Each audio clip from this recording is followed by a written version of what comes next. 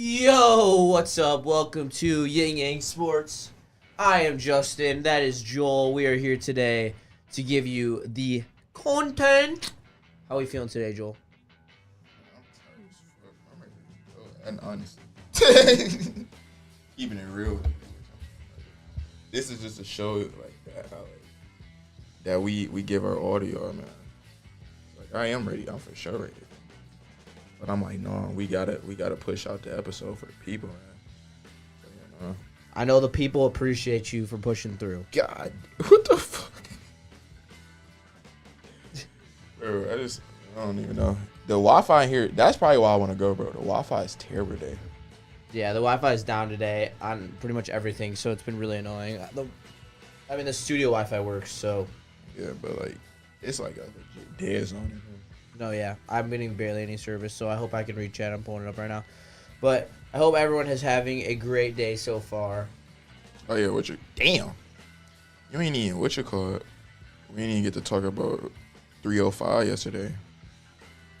That shit was actually like a great card. A what? I said it was a great card. What was a great card? 305. UFC 305. Oh, UFC 305. Oh, yeah, it was. We did. I can't believe we didn't talk about this because I even talked about it on the morning show when me and JB are the only two that watch UFC. Yeah, no, the first person that I wanted to talk about was Prates, Carlos Prates, bro. That was my first UFC fight watching him, and I literally texted Easy. I was like, he is definitely on my UFC stock watch list. I said, bro, within like a year and a half, I see Prates having a title fight. There's no reason why he shouldn't. Great ground game. His shoulder striking is fucking crazy. So, and bro, he in what, welterweight if I remember correctly.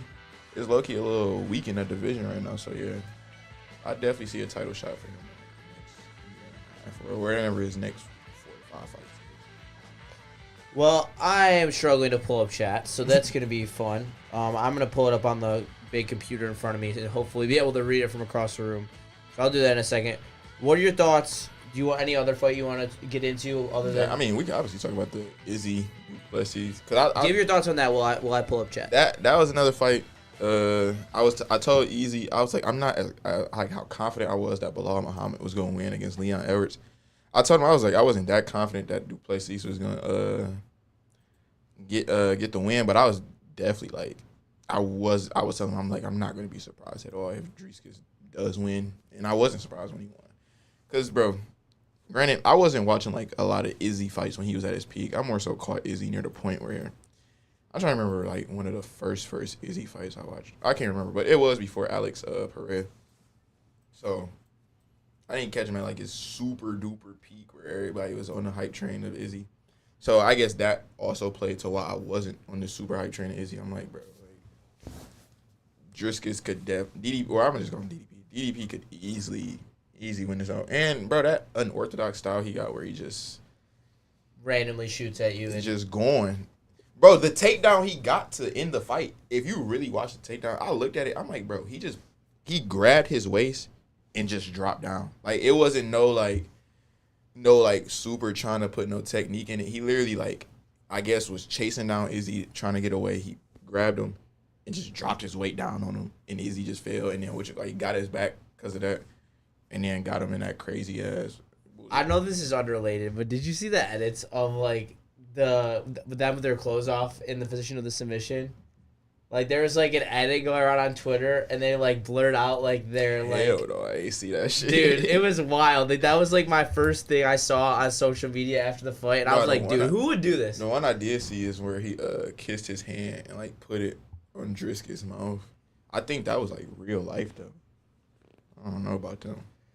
Oh my god, the stream looks so bad because the internet is horrible. It's a lot of Diddy shit going on, man. No, I told Neil, I was like right around election time too, perfect that they all just like hacking in Wi-Fi shit is happening. Like, I was like back then I used to think it was just coincidence, but I'm like, nah, bro. Yeah, now you on that action. Yeah, well, I finally got chat today, so pulled up. So shout out Mike Reed, shout out Chase, shout out Nick. Shout out Dante. We appreciate all y'all being here. Broder just said, I can't hang out today, but wanted to tap in and say what up to the chat. And shout out Justin and Joel for staying consistent, grinding, and really making a name for themselves. Have a good show. I can't believe you Appreciate can read it. that. I actually have great eyesight. Yeah. I mean, your pupils look massive. I could see why. Like, holy shit, that looks like a bunch of chicken scratch to me. I used to be able to read that. But shout out to Broder. Dante, I guess I'll just read it in. Dante said it looked fine right now. So. Fire. Well, we appreciate you stopping by, Broder. And you are someone who has taught me about the consistency, the not being late factor, and I appreciate the grind. Brother, have a great day, your other job. But everyone else, we're tapped in. We have chat now, and Joel can read like he's a freaking eagle across the room here at chat. Like, I wish I could show like what's going on where he's just like he's literally eagle-eyeing over here. Right. Better eye than Javi Baez, that's for sure. It's really like you gotta like yeah, I can't see it clear as day, but it's like it is more so you just making up using damn near context clues after a while. Yeah. I could read like "What Up, Doe" from like Nick and Chase. Yeah, no, I've just seen it so many times. But all right, so let's start off. I have a list here that was posted actually 10 minutes ago by the USA Today, and it is 10 coaches who are on the hot seat entering 2024 in college. I was about to say. No, I was about to say which one, NFL or college? Yeah, in college. Yeah. So we're going to start it off in the SEC with Billy Napier from Florida. He has an 11-14 record in his first 2 campaigns at Florida. What are your feelings on Billy Napier? Let's do a scale of 1 to 5. I'm going to keep it a bean. I don't know too many college coaches as like a person. You get what I'm saying? Like how you would know like who Mike Tomlin is as a person. Yeah. I don't know who any other than Florida. No, I know that you said you go to Florida, sorry. but I'm more so just going to say I'm giving my assessments off the whole game, not like actually his coaching program. style. Yeah, I'm going off the whole program. Word, yeah. So, and 1 to 5, 5 being hot, 1 being cold. Yeah, no, I would say, bro, given the history of Florida and the history of how Florida has been the past, really 10, 12 years, yeah, he definitely in the hot seat. Yeah, 100%. I would say that's about. I would say that's a 4.5. Yeah, I'm gonna say lose. a 4. They lose. They don't start off the season super hot. He had a 5. Well, they have the hardest schedule in college football, yeah. So he's in trouble. I would not like to be in Billy Napier's situation. Number 2 is an interesting one. Ryan Day from Ohio State. I would say I honestly don't. You know, I could see how people say his seat hot, but I look at that as like a 2 for Ryan Day. I think it's a 2. But right it's like now, it's a 2, but it's like. But if he loses to Michigan, it's a 4. But I don't think that could be fair to say. Losing to Michigan 4 years in a row. I would say even like excluding that game, I would say it's a 2, but it's an annoying ass 2. Yeah. It would probably just be the fact of him probably having to hear it every single week, like or even he probably not gonna hear it by like week 4 no more because Ohio State. Let's be real, they're gonna probably start just slaughtering through people, but. Yeah, no, I don't. If they know what's right for them, it's hard to find like coaches. Like it's hard to find any. You get what I'm saying? Like because you need the right culture fit. And that's you what I'm need saying. them to also be like able to mesh with the recruiting. So I wouldn't really think they trying to like Ryan Day hasn't done anything, hasn't had anywhere close to a bad enough season to where they would be like, all right, you got to get 5. Dante says a 5. I was gonna say yeah. A lot of people say 5. That's what I'm saying. A lot of people do say 5 because what you call it. Because the fact that he hasn't beat Michigan. That's like literally... Or no, he has beat Michigan once. Or no, they haven't beat. No, he hasn't beaten Michigan. Yeah, so what you call it? So yeah, a lot of people... Because his like first year was the COVID game. Yeah, so especially a lot of people that like I guess, put all their investment as a fan into that, then yeah, they would be like, all right, he hasn't. But he's made it to, what, 2 college football playoffs. Won one game in the college football playoffs, so... Really looking at it in the totality, I don't think his seat is hot at all. He hasn't finished lower than 10-2. Like yeah, that's what I'm saying. He's kind of still sitting pretty. Another name is Sam Pittman from Arkansas. Know nothing about that. You don't know nothing. I'm a huge nerd, so I do know. They've been pretty solid. They've had KJ Jefferson over the last couple of years. That, he just transferred to UCF though, leaving ex-Boise State quarterback. So it's probably not looking pretty good. I'll say the seat's definitely warm though. I'll say a 3, but would be a 5 if he has a losing season because That Arkansas is known for not necessarily a rich football culture, but a upper middle class football culture. They are savvy in the college football landscape. It's perfect that Walmart was founded in Arkansas because like that's damn near what Arkansas is as a program. They just Walmart.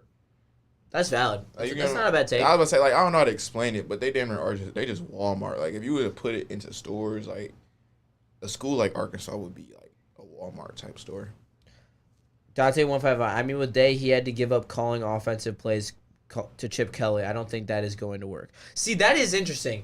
Well, Chip Kelly, a college legend. Yeah, I know. I know. That is true. Can we get into that for a second? How interesting is that Chip Kelly is now the offensive coordinator at Ohio State, which as well, if you look at how this team is built like a Chip Kelly ran system. like all the players. Well, if he's the old coordinator, I would imagine. No, I know, but like you think about it. So you remember Barner and DeAnthony Thomas. Well, that's Junkins and Henderson right there. You remember? I mean, I'm not saying Will Howard is Mariota, but like Will Howard is a mobile quarterback who's electric on his feet, pretty good passer. I mean, Mariota, honestly, as you saw in the NFL, was a little overhyped in college. He fit the college style, but I would honestly say, bro. And I'm the biggest Mariota stan. When I was watching Marcus Mariota in college, I didn't think that whole draft, bro. I honestly thought, what is it called? Jameis Winston or Marcus Mariota shouldn't have been 1 or 2. Honestly speaking. You and Joe think Ennis Rakestraw Jr. will play Saturday against the Steelers? Shit. I do not know. I still don't know the update on his injury. I don't even think they've updated it because I've been looking and stuff, so I don't know. What up, Anakin? Great to have you here. Seat as hot as a hell. That's what I was just reading. Craigslist. I don't think the Eagle Eyes could have read that one. No, I was reading it. I just was making sure that I got it right before I said it.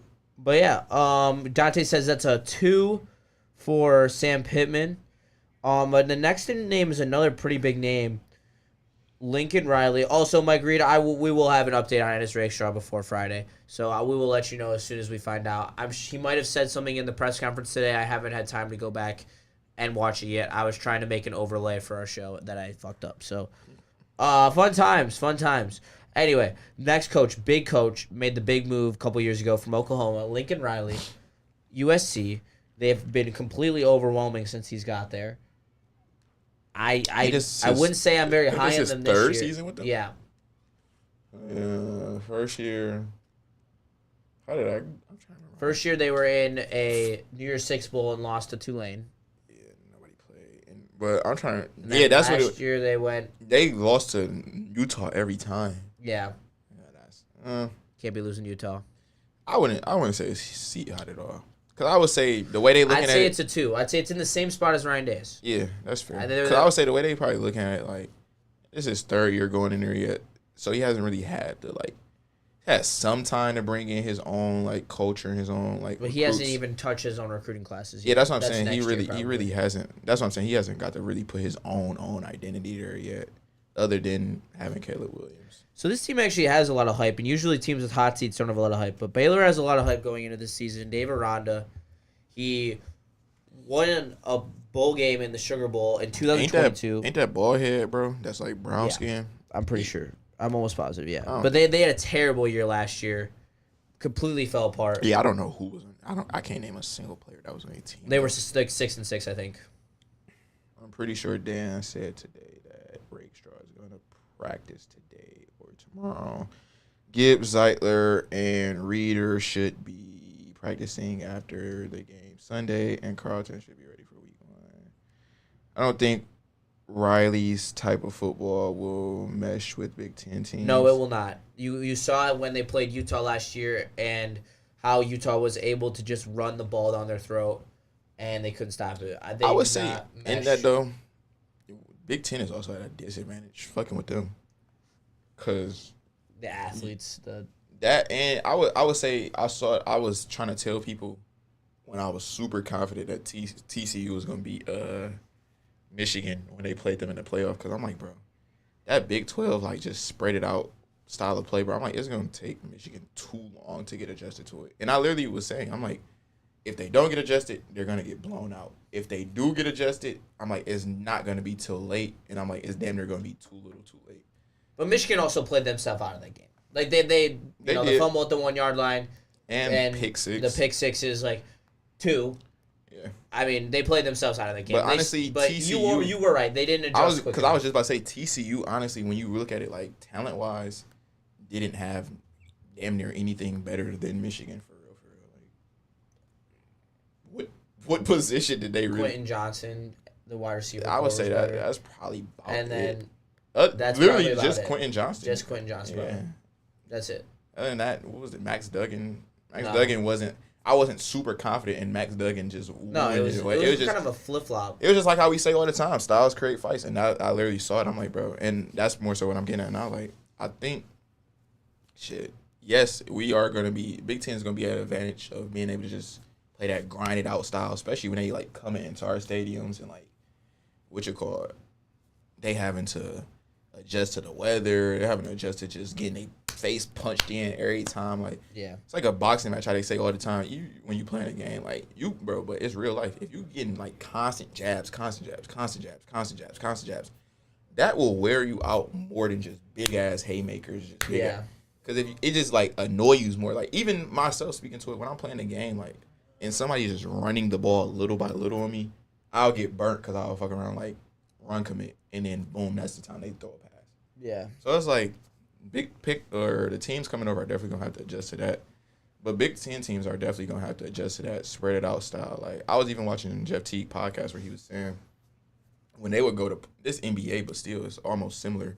He was saying when they would go to Portland, they would chalk it up as a loss because they know like if they was coming in like coming all the way over from the East Coast, got to go to Portland, play a late game, and they got just came off a tough game, they would just know it's a loss. So we're going to definitely probably see that some points, at least for the first couple of years, the teams having to get adjusted to go all the way from here to goddamn Oregon and California. That's going to be tough. It's going to be completely and new. Washington. And it's the first time they've ever done it in their entire lives. Like, these kids have never done that. Like, NFL guys struggle to do it, and they do it every single year. Yeah. Imagine how hard it is going to be for college kids. No, literally. And I'm going to I'm a segue because I want to ask you about the Big 12 and how that new alignment of teams, like, it's so weird now because, like, do you think that teams that are on, like, the outer rim of the Big 12 and even the ACC, because now the ACC reaches all the way to Texas. I guess it even applies to the Big 10. Who the ACC team in Texas? SMU. SMU's in the ACC now. And Stanford's in the ACC, and Cal's in the ACC, I think. Yeah, no, it's definitely. Is it going to be an advantage for those teams, or is it going to be, or do you think it's going to even out because of the fact that they have to fly to their games, but then also their opponents have to fly like there? You know, that's what I was saying. I think it's going to be like in the first like 2-3 years. It's just more so the way I look at it. It's going to be the advantage to whoever adjusts first quicker. And I know that's like the obvious thing to say, but in that sense, it's like, all right, if the ACC teams who've already been in the ACC can quickly adjust to knowing how to, like, travel, knowing what days to come in on, knowing, like, all right, when we come in on these days, we should do this. This is the best practice days. This is the best recovery days when we travel. If the ACC teams can figure that out before the teams coming over from the Pac-12, like the Stanford and the California, can figure that out before them, then, yeah, they're going to be at an advantage. But if vice versa, if those teams are like, all right, when we go into the East Coast, we know we're going to have to come in on this day, train this or practice this day, and then rest on this day. Whoever can figure that out first is going to be at the biggest advantage. And then style-wise, I would say style-wise, I don't really think ACC and Pac-12, they different, but I don't think it's as drastic as the Big Ten versus Pac-12. No, there's a lot of pro style in the ACC, and in the ACC, there's a lot of teams that are kind of not known commodities. They're unknowns. I mean, you have the Clemson of the world who, I mean, they have athletes, they have players, but they haven't been able to string it together. NC State brought in Grayson McCall, who's a proven college commodity, which I'm hyped to see. I think that hopefully that works out. I love the Wolfpack. Do you like the Wolfpack's jerseys? I think those are some of the best jerseys in college football. State? Yeah, the black jersey with the crazy Wildcat hat on them. I'm not too polarized on their uniforms. I think they're sweet. Let me know if you enjoy the NC State uniform, like your boy. They have a solid program, which is surprising. I mean, they just out of nowhere. But do you have any team that's kind of like one of your surprise teams that you're looking out for right now, or you're just waiting to see the ball? For college? Yeah. I always got to see somebody play first for college. It's almost impossible to see them play. But I'll give it to y'all by like week 2. Well, let's go Red Wing Sparty. I can answer that question for you. I wonder when teams will travel for games on opposite coasts. You're talking about a West Coast team possibly playing at 9 a.m. local time if it's at noon.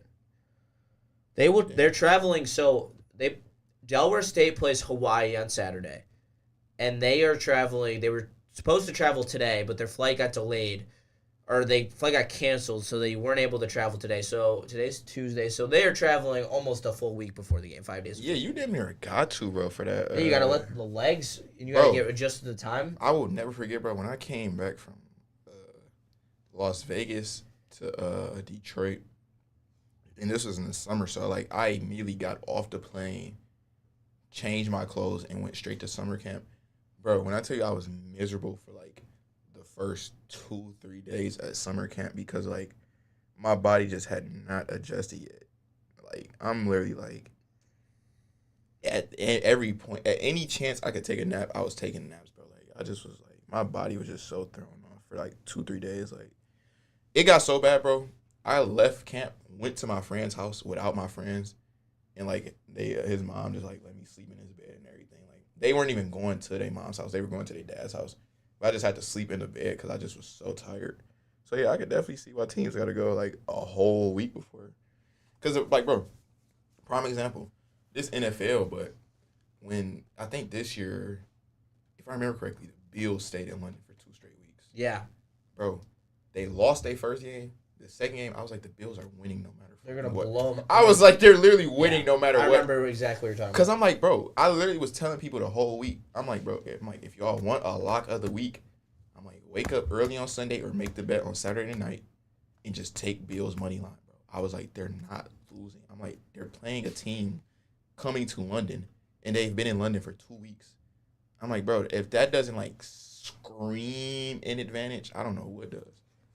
I don't think they're doing noon kicks as well. I think they're that would be fucked up. I think the earliest they're doing will be 3:30 kicks, but at that point, I don't even know if they're gonna do 3:30. Oh wait, I thought they had Texas versus Michigan. Oh wait, that's completely different. No, we're talking about on the West Coast. Yeah, no, I completely forgot. Let's go race part. Can we rename these conferences now? Law. Yes, bro. Please. That shit so ass to still call it Big Ten. Like they need to change the names. It's stupid. Big Ten, but it's what? Damn near 20 teams in it? ECU Pirates, baby. I think that's Dante's surprise team. I respect it. This is a year where they will bounce back and they will be solid. I'm with you there. My surprise team, I guess, I don't know if it's fair to call them a surprise team, but I guess when I did say it, they were a surprise. It was Washington. I told my friend, I was like, bro. Oh, I was there too. Before the Michigan State game, I was like. Yeah, I was like, that shit over with. I was on the Penix hype train from the beginning of the season. I had a ticket for him to win the Heisman. Yeah, I wish I could. I literally was like, bro.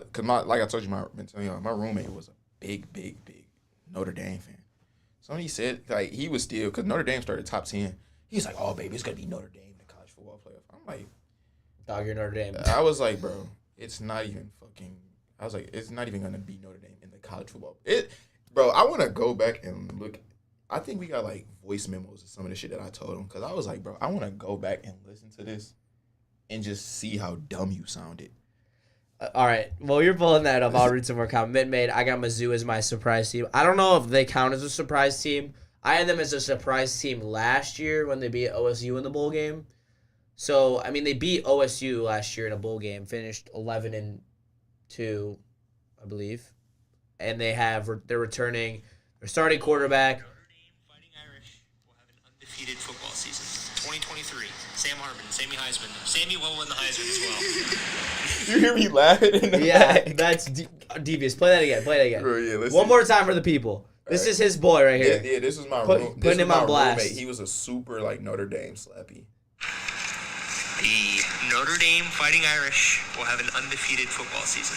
2023, Sam Hartman, Sammy Heisman. Sammy will win the Heisman as well. Sammy Heisman, I quote. That's just crazy. To show you the type. That's like the baseline of the type of shit he would be saying. So I was in there going crazy the whole college football season, like bro, like ready to really at points ready to blow my own brain out. Like bro, what are you talking about, bro? Like To believe, but let's be real. To believe that Sam Hartman was ever a Heisman candidate, you just didn't watch the game. No, he legit. No, that's the thing with him. I would be telling him, I'm like, bro, Kevin, you don't watch football other than Notre Dame. I'm like, you don't know. I'm like, you don't even realize how terrible Notre Dame is. I'm like, bro, if you watched other teams other than the teams that Notre Dame play, you would see that they're terrible. They said that Peter Griffin laugh took me out. Yeah, no, what you good, bro. I got 8. That dude deserves to get Peter Griffin laughed I got 8 different laughs. But no, it was one, bro. I wish I would have saved a voice memo. But it was when it was when they was about to play Ohio State. He was so confident they was gonna beat Ohio State. I'm like, bro, we can bet whatever. No, he owed me dinner for one take. I forgot it though. I forgot to even. What was the take that he owed me dinner for? Oh, when I told him I woke up one morning and it felt like God. It's Victory Lap Tuesday, by the way. You know, it felt like God put it in my head while I was asleep. Like, Joe, Louisville is gonna beat Notre Dame. That's exactly. Dude, I've had those dreams before. Oh my god, bro, it felt like that, bro. Cause I woke up and I literally checked the thing, bro. I used to wake up and check it, the line movement and shit, every day leading up into Saturday. I would check around Wednesday. So I checked and I looked at it after that. I woke up and I'm looking at the line movement. And I'm like, oh, this a fishy ass line too. I'm like, oh yeah. So I went to literally he would be in the living room or I would already be in the living room. So as soon as I went in there, he was there. I'm like, bro. Notre Dame finna lose this weekend. He dude, they're playing fucking Louisville. No, they're not. I'm like, bro, it's a home game, night game, and Louisville, I'm like, they're a decent team. I'm like, yeah, I don't see Notre Dame winning this. I'm like, I don't really even believe in them. Bro, when I tell you I was texting him, he came, because he used to never stay over the weekend. He came back over the weekend and told me, he was like, when you were texting me, he was like, I was at a party watching the game with my friends, and he was like, they had to take my phone away and tell me step outside because while you were texting me, you were just trolling me so much, making me mad. Legendary crash out. He was like, I was about to start breaking stuff and everything. And bro, he was like, I was more mad because you weren't even talking. That's the thing. I don't talk shit for I just say little shit here and there. I won't be how most people talk shit oh fuck you pussy, you're a bitch. Da, da, da.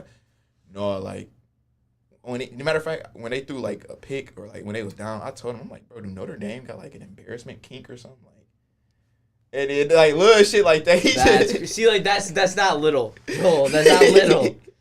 I'm like, bro, do they got an embarrassment kink or something? The way they That's great. Embarrassment kink is absolutely wild. But a couple comments in chat. Shout out. Let's go, Rich Sparty. If Utah can get through their first 5 games, I think they can coast to a quarter bye in the playoff, especially if Cam Rising is playing and stays healthy. 100%. I am high on Utah. I think that they are going to be solid. They play a very interesting style in the Big 12 landscape. They have most of their easy games. They have most of their tough games at home. They are in my playoff. In my original playoff mock-up, I had them as the 4 or the 5 seed because I think that they're going to win the Big 12 and probably have a bye. Man, give me Colorado. No, absolutely Bust down on my AP station. Big Ten rename the Big Infinity Conference. Man, I like it. Bro, it's really just need to we got a brand new age, brand new time of life. We gotta just whole brand new names. Don't even try to do Big 10. I see right there, Big 16. No, don't even try to do nothing like that. Just completely rename it. It's a whole new entity now. Do not try to rename it.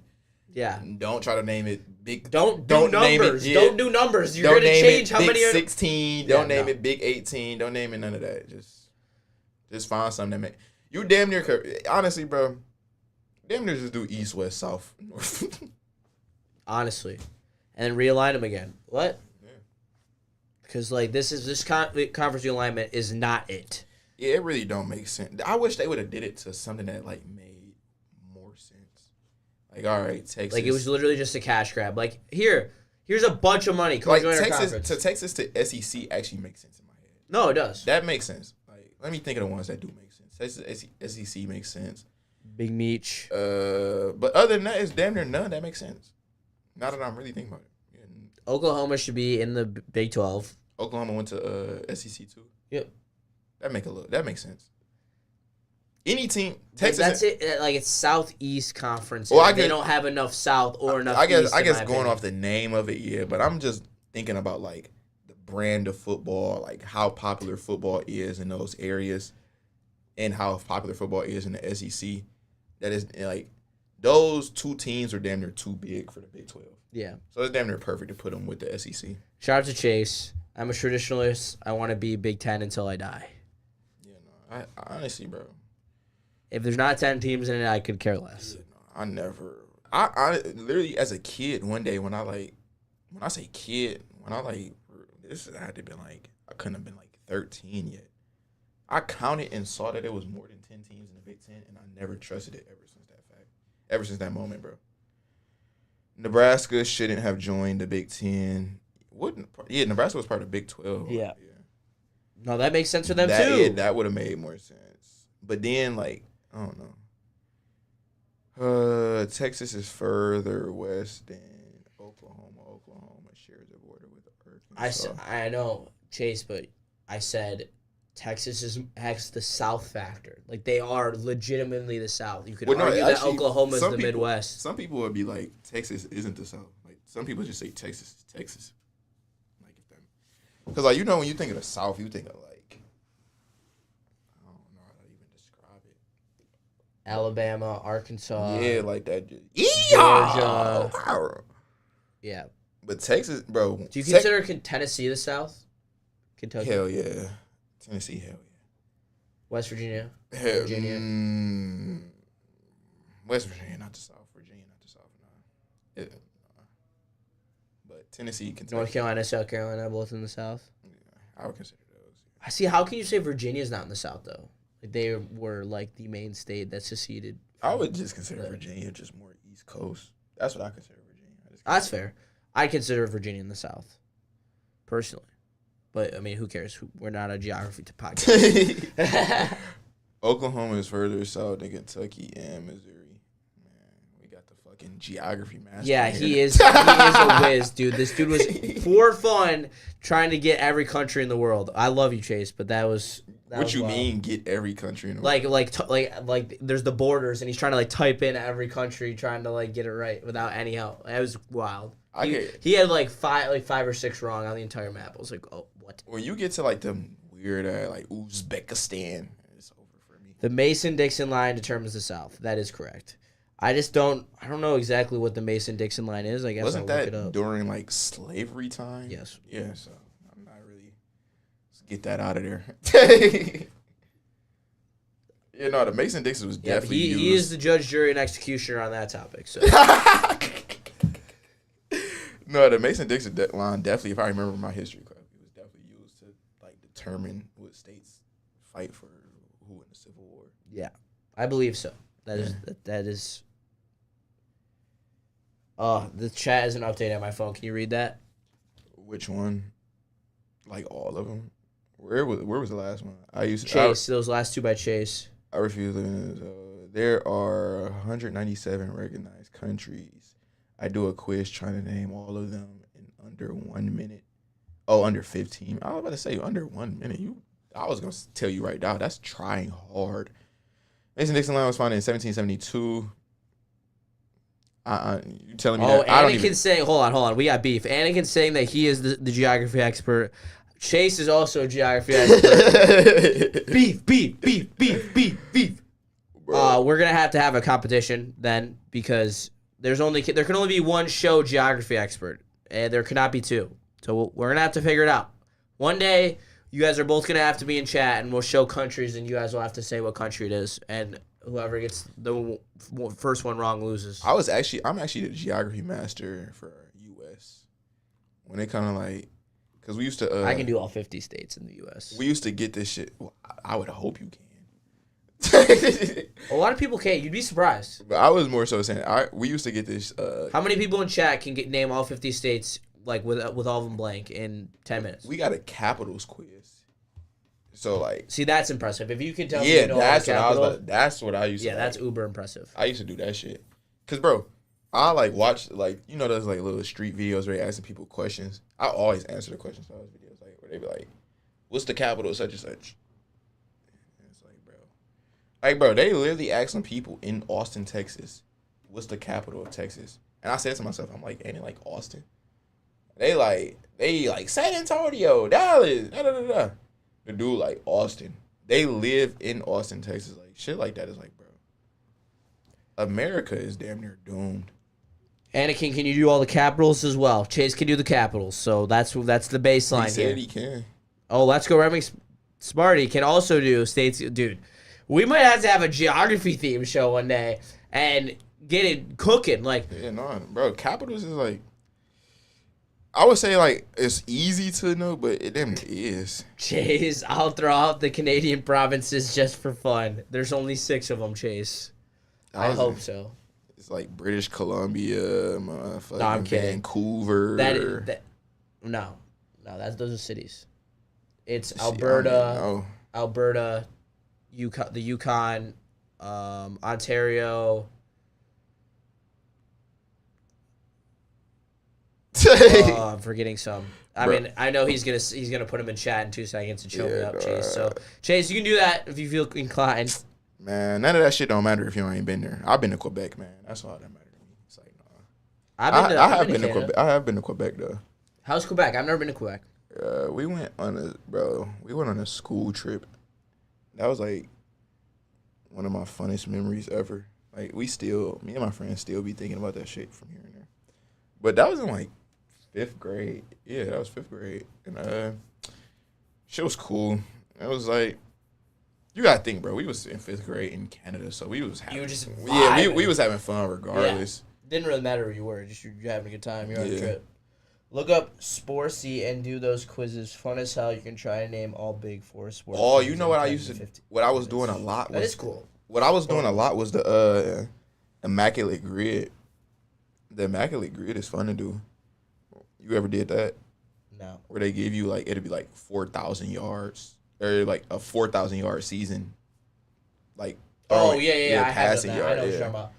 Yeah, maybe we incorporate those into the shows at some point. Yeah, I used to get that shit, bro. What made me start doing it because I was watching MMG do Will and Mutt, and he would use that to pick players, and he fucking knows nothing about football, bro. Like, so it would like give me a brain aneurysm when I'm watching answering some of the most obvious questions that he's not like he just passing up on them because he's like, oh, I don't know this one. And I'm like, bro, MMG, this was the most obvious one you probably could have had. So I just started doing it my damn self. Alan W. Is my dumbass really the only one that couldn't name all 50 states blank? Maybe I should have went to a university instead of a community college. Damn. No, Alan W. That's some shit you should probably learn in like elementary. So maybe you should have switched your damn elementary or middle school. We're going to Quebec for our 15th anniversary this year. Nice. Shout out to you, Nick. I hope you enjoy. He just said 15th anniversary. He didn't say marriage, what kind of anniversary? Work. I guess he just said. My guess was wedding, but I mean, I guess who knows? Fuck it, could have been a racing Puck club. Dooku, Justin. It's the hockey version. That's good. Barstool does some content from what the fuck did I say? Sporkle. Yeah, they do Sporkle content at Barstool. The branding guy. What the fuck is that? At Barstool? What is Sporkle? Oh, it's the website that they were talking about the quiz stuff. Type. But yeah. You said wedding. Alan, you are very smart. Don't you worry. And we appreciate your support. Everyone in chat, you guys are the best. That is going to do it for us today. Make sure you smash that like button. Hopefully you able to name South and North Dakota. I'll say that. On that note, that's going to do it for us today. Well, a very fun show. A lot of college football talk, and you know I loved that. Lots of other just sprinkled in details in there. I'll read up on Ernest Rakestraw for tomorrow, see how he did in practice. Hopefully he left unscathed. Thank you all for tuning in. Hit that like button. Subscribe if you already have it. Follow us on YouTube, Instagram and Twitter. YingYangSports, same as the YouTube. And Joel, take us out. I'm yapping. Shit, about to work on getting some clips up on Instagram tonight. So make sure y'all look out for those, man. What the